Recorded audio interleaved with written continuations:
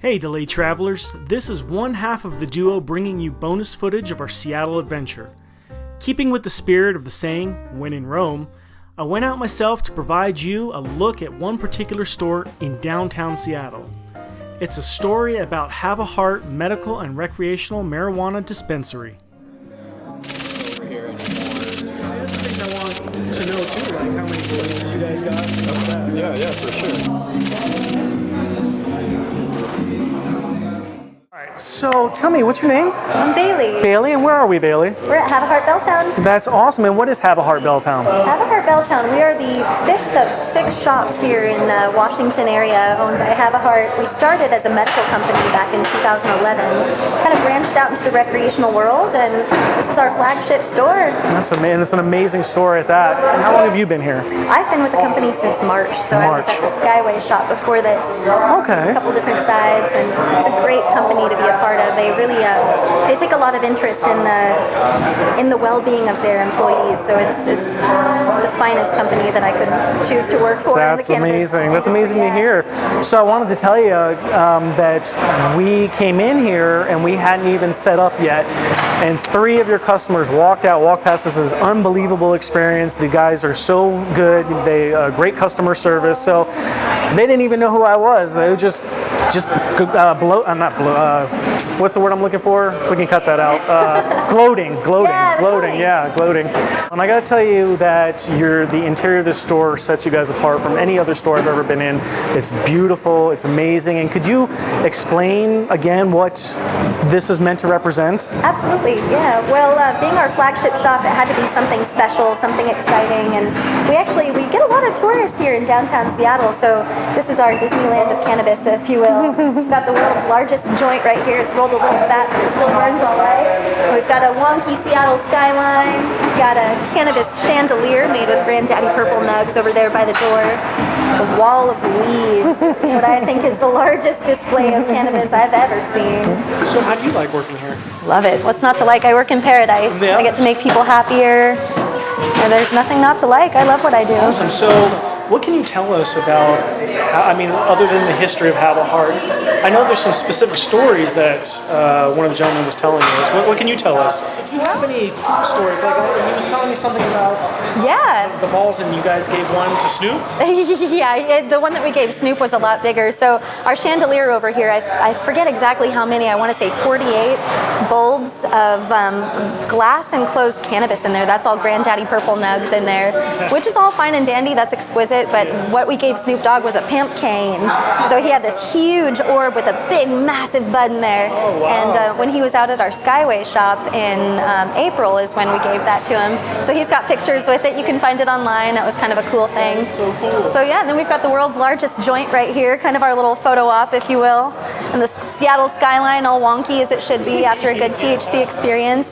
And actually all these lights are supposed to be the smoke coming off of the joint. So there's all an aesthetic behind all of this. And this part was actually designed by Disney Imagineers. Tell our viewers, so where's the shop located, and where can they find you on social media? Well, we've got a Facebook page. Have a Heart Belltown is our specific Facebook page, but we've got 5 other locations. So if you search Have a Heart, it should pull all of them up. We're located in the heart of downtown between 1st and 2nd on Blanchard. We're just 3 blocks away from Pike Place Market, so it's before or after your Pike Place Market experience. It's going to enhance that experience. Just heart of downtown, 115 Blanchard. Very cool. Yeah, we have a website that has all of our menu information and hours and such. It's haveaheartcc.com. Okay. So all information can be found there. Excellent. Very cool. Well, thank you. So can maybe you could show us around and explain, what's on the wall or whatever else you want to explain. Absolutely. All right. This is the wall of weed that you were talking about. That's right. And wow, it's huge. It's absolutely huge. So what is it? What's all in here? So we've got a little bit of everything. Everything that you see in the case was grown, produced, processed, in all ways manufactured in Washington. So it's kind of a nice little sampler of the herb that cannabis, the herb that Washington has to offer. We've got a lot of our lower denominations, our single grams on the bottom. We've got all of our joints on the bottom as well. And as it goes up the tiers, so go up the quantity and the price. So you see some ounces up here, which is the legal purchase limit in Washington. You can get up to an ounce. So yeah, could realistically throw down $340 and walk out with that guy right there. So let me ask you a question. If Yeah. I said to you, I want something to just chill, like handle anxiety, Yeah, you could do that. Now what Definitely. if I said, I just want to get stupid, like I don't even know my name. So could you do that too? yeah. Actually, that's probably the question we hear the most. All right, so So all these options right here, grams on the bottom. You've got a lot of eighths, quarters, and up to an ounce up on the very top. Pre-roll options up the wazoo. And then around this corner, it gets kind of fun. how would you begin someone off who has not made that transition yet? Well, honestly, I would recommend starting with some flour smoked out of your typical piece, be it a bong or a pipe or something, with some keef on top. That way you get accustomed. What is Keef is it's the powdered trichomes, if you will, the powdered THC and other terpenes in powder form. I don't really know Is how better that to so put when it. you're using a grinder and that very Yeah. bottom is that fine bit? Exactly. That bottom is your keef catch, so that's all keef. I So did not know that. Yeah, now you know. So basically, that's the sprinkles on top of your sundae, and that takes it to a next level. I'm gonna tell you, now that I know the actual name Keith, I actually was calling it my savior, because when I'm out, I look at that very bottom to see, oh my God, is there something else in there? Yeah, and that saves the day. Yeah. Edible land. This is another of my favorite areas. So we've got a lot of tinctures, spray tinctures, and droppers that go right under the tongue. The liquids are my favorite. The liquids are so much fun. They're quick, they're strong. The legal sodas are where it's at in my book. And the cool thing about the liquids is, whereas almost everything in Washington State is going to be 10 milligrams per dose, you can actually up the ante with a lot of these. If you'll see, 40 milligrams is the lower point of the legal soda. So you could take all that 40 in one swoop if you're comfortable with it, but we recommend portioning it out in 10 milligram dosages just so you're comfortable with the sensation. But man, what a way to start the day. And if you want, you can up the ante and get yourself pretty toasted off of one of these little inconspicuous sodas. So I don't know if it's really necessarily equal to an alcoholic beverage, but that 10 serving 100 milligram bottle there, that would put your six pack to shame. It certainly would, yeah.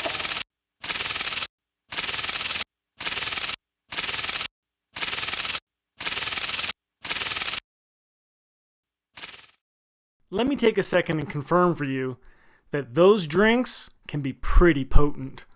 I purchased this drink, and while I was cautious as to how much I drank, I learned that I'm not too bright when it comes to timing.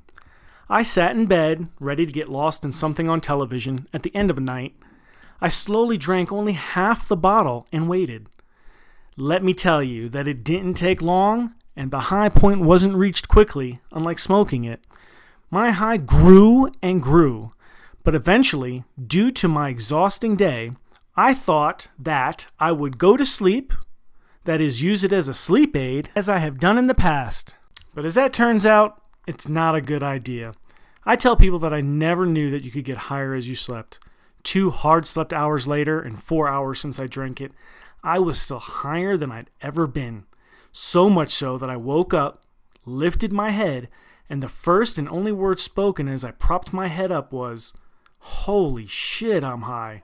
All right, so what do we have behind us? Edibles, kind of popularized by the weed brownies, if you will, from our parents' generation. But Let me ask you about that, because all right, one of the typical things you hear about is people putting weed in their brownies. Yes. Is it one of those things, though, for people who haven't done it? How long does it take? Does it really matter? Is there a minimum amount you should put in? Because I have had them in the past. It's like, I'm not feeling anything. Is there even any in here? Yeah. So just tell me what you know about that. Well, what comes to mind first, if you've had an experience where you didn't necessarily feel the edible high, it could be because it was a very low dosage, lower than 10 milligrams, or it could be that the cannabinoids were not properly extracted from the plant matter.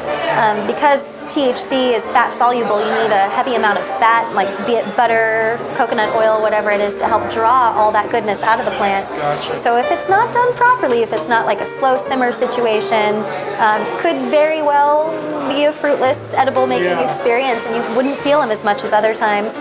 But a lot of these guys, that's pretty much all they do. They get the shake and trim and extra plant matter, and they find a way to make them into edibles. So what's something you've had that you're sure that, for you, I know it affects everyone differently, but for you, it really works on you? Like, this definitely has it in it. There's a lot of stuff here that definitely really works. So thank you so much for showing. pleasure. There was one more person I had to talk to.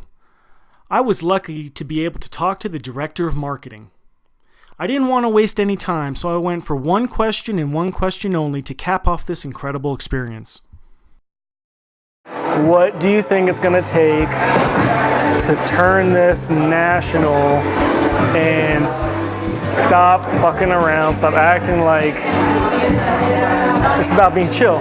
It's about how can you tell me that when I go home at night that I can drink a beer which can harm me so much more in excess than this ever would? So what do you think we need to do? What needs to happen in order to make this a national thing? Just let's stop. That's a big fucking question. Honestly, man, pharmaceuticals got to get out of the fucking way. The FDA's got to get out of the way. Everybody's got to get out of the way. You know, we are moving state by state. We will continue to move state by state as long as they get the fuck out of our way. That's all I can say. We will continue to do what we do state by state.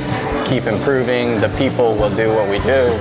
You know, we want what we want. We know that cannabis is nothing compared to alcohol. It's this stigma that we are all losers, that we sit around and smoke weed all day and we don't do anything, when really we're artists and creators and musicians and businessmen. We're all entrepreneurs, man. That's what we are here for. If you could see the crowd that you have right now, and you look at each and every single one of them, they are all fucking different from all walks of life. All socioeconomic backgrounds.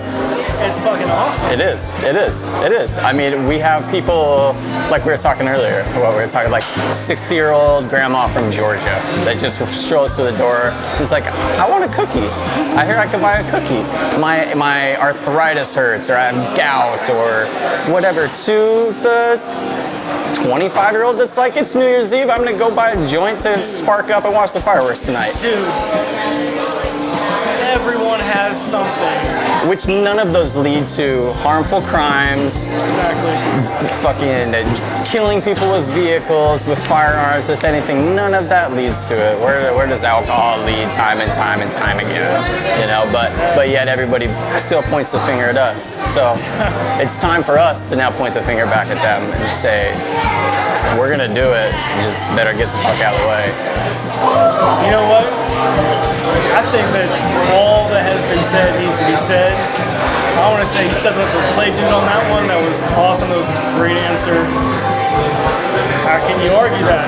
You can't argue that. So you can't argue cannabis. As long as they've been trying to argue cannabis, you can't argue it. I mean, you really can't. So, you know, just smoke a joint and chill the fuck out. Yeah, man. That's awesome. What a great interview. Thanks, bro. Yeah, thank you. Appreciate it. Thank you. Thank you. Yeah. This is Delayed Traveler, and we'll catch you in the next one.